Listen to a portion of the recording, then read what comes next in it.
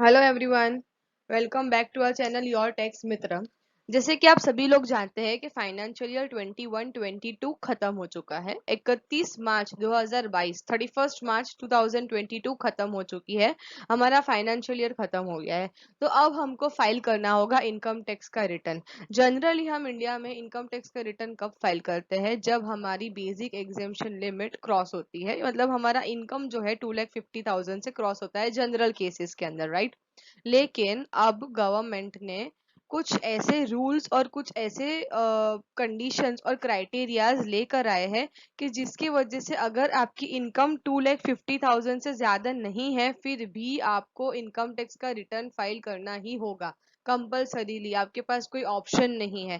थोड़े बहुत रूल्स और कंडीशंस पहले भी थे और थोड़े बहुत अभी ऐड हो चुके हैं इस साल से, तो हम लोग वो डिस्कस करेंगे कि वो कौन से कंडीशन है, क्राइटेरिया है, और अगर आप वो चीज फुलफिल करते हो तो आपको इनकम टैक्स का रिटर्न फाइल करना होगा। तो लेट्स सी।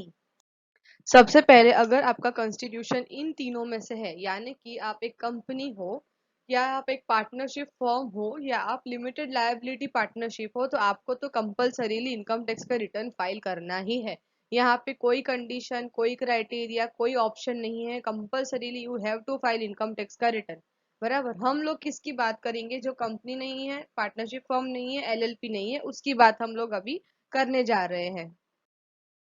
अब अदर पर्सन्स की बात करें तो अदर पर्सन्स में कौन फॉल हो सकते हैं?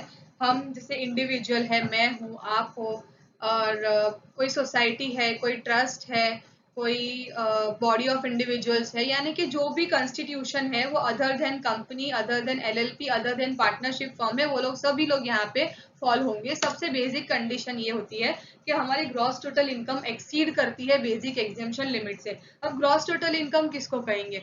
ग्रॉस टोटल इनकम हमारी वो होगी कि 5 हेड्स ऑफ इनकम होती है। सैलरी में से इनकम आ सकती है, हाउस प्रॉपर्टी का रेंट आ सकता है, हमारा कुछ हमने प्रॉपर्टी बेची है तो उस पर कैपिटल गेन्स आ सकता है, कोई अदर सोर्सेज की इनकम जैसे कि interest on savings bank account, pension etcetera आ सकता है, या तो फिर हम लोगों को बिजनेस या प्रोफेशन में से प्रॉफिट्स होते हैं, वो इनकम हो सकती है। तो ये सारे का क्लब करके अगर मेरी total income basic exemption limit से क्रॉस होती है। अब अगर इंडिविजुअल की बात करें तो बेसिक एग्जेम्पशन लिमिट क्या होगी? अगर नॉर्मल इंडिविजुअल है 60 ईयर्स की एज तक तो 2,50,000 है। फिर greater than equal to 60 years है और लेस देन 80 ईयर्स है तो 3 लाख है। और greater than equal to 80 years है तो 5 लाख की यहाँ पे बेसिक एग्जामेशन लिमिट है। तो इस बेसिक एग्जामेशन लिमिट से अगर आपकी इनकम क्रॉस होती है तो आपको इनकम टैक्स का रिटर्न फाइल करना होगा। और ये ग्रॉस टोटल इनकम हम कैसे गिनेंगे? Without claiming any deduction. यानी कि हम जो डिडक्शंस लेते हैं, इंश्योरेंस का लेते हैं, LIC, PPF, और ATC टू ATU के अंदर जो जो भी ट्यूशन फीस हम लोग लेते हैं, या तो फिर हम कैपिटल गेन्स के अगेंस्ट में जो जो डिडक्शंस लेते हैं, वो सारे डिडक्शंस को हमको माइनस नहीं करना है। और उससे पहले जो हमारी इनकम का टोटल होता है वो अगर बेसिक एग्जामेशन से क्रॉस होता है तो हमको इनकम टैक्स का रिटर्न फाइल करना होगा। तो अभी तक हम बात कर रहे थे इनकम की, लेकिन अब हम बात कर रहे हैं सेल्स की, ग्रॉस रिसीट्स की, यानी कि टर्नओवर की। यस, इस साल से ये नया क्राइटेरिया गवर्नमेंट ने इनपुट कर दिया है कि अगर आपका सेल्स और ग्रॉस रिसीट्स कुछ अमाउंट से एक्सीड हो रहा है तो आपको कंपलसरीली इनकम टैक्स का रिटर्न फाइल करना है। इनकम यानी मेरा प्रॉफिट, राइट।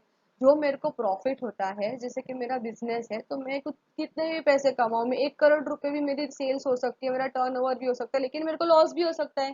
तो लॉस हुआ है तो मैं एलिजिबल नहीं हूँ इनकम टैक्स रिटर्न फाइल करने के लिए, क्योंकि मेरी इनकम एक्सीड ही नहीं हुई है बेसिक एग्जाम्पशन से, राइट। लेकिन अब ऐसा नहीं है।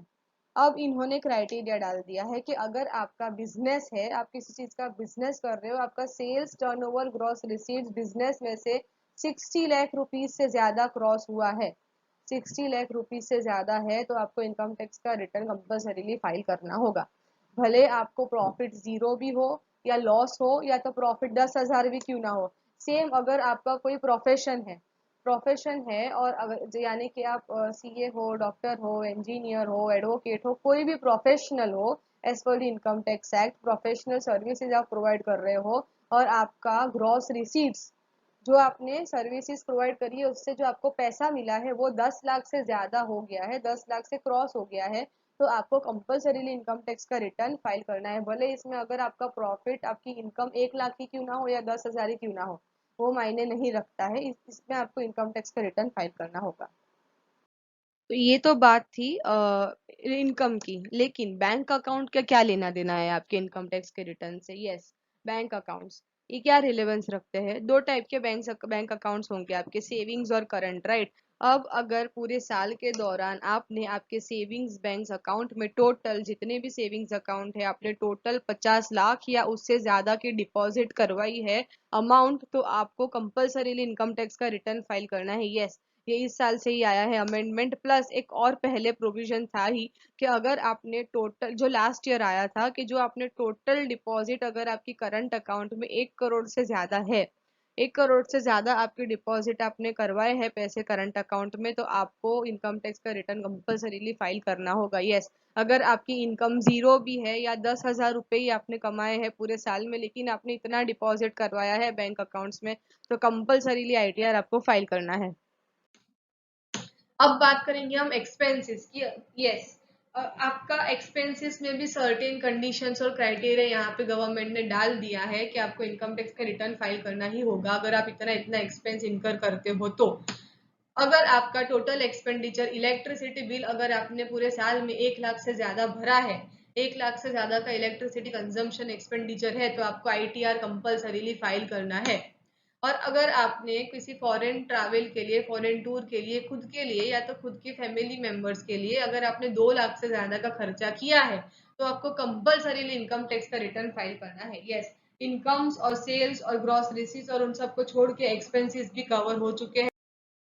अब बात करेंगे टीडीएस की या टीसीएस की। अगर आपका टैक्स डिडक्ट हुआ है या तो आपका टैक्स कलेक्ट हुआ है, सामने वाले ने आपको पेमेंट करने से पहले कुछ टैक्स डिडक्ट करके गवर्नमेंट को डिपॉजिट करवा दिया था, आपने कोई सर्विसेज दी, या तो किसी ने आपके पास से कोई सेल पर टैक्स कलेक्ट किया है, राइट? तो उसका क्या क्राइटेरिया है और उसकी रिलेशनशिप इनकम टैक्स रिटर्न से क्या है, वो ये है कि अगर आपका टीडीएस और टीसीएस पूरे साल में अगर 25,000 या उससे ज्यादा डिडक्ट हुआ या कलेक्ट हुआ है, राइट, नॉर्मल केसेस में, और ये अगर सीनियर सिटीजन हो तो 50,000, अगर इससे ज्यादा अमाउंट या इतनी अमाउंट आपकी हुई है डिडक्ट या कलेक्ट टैक्स की, तो कंपल्सरीली आपको इनकम टैक्स का रिटर्न फाइल करना ही होगा। ये इस साल से नया अमेंडमेंट आया है। प्लस एक और चीज, अगर आपका टीडीएस डिडक्ट हुआ है और आपकी टैक्स लायबिलिटी उतनी नहीं आ रही है, या टीसीएस कलेक्ट हुआ है और टैक्स लायबिलिटी उतनी नहीं आ रही है, तो आपको जितना बैलेंसिंग अमाउंट उसका रिफंड तो लेना होगा। तो वो रिफंड लेने के लिए भी आपको कंपल्सरीली आईटीआर फाइल करना होगा।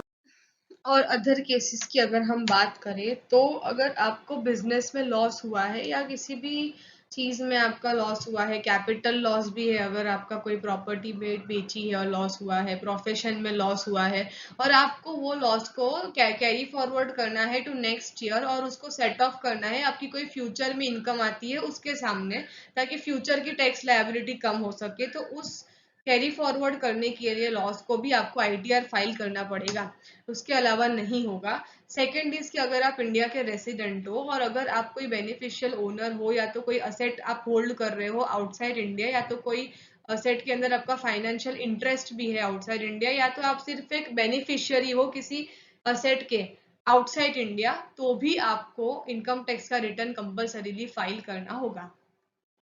तो I hope you are very much clear. अगर आप इन सब में से किसी भी कंडीशन को फुलफिल करते हो, किसी भी क्राइटेरिया में फॉल करते हो, तो do file your income tax return before due date.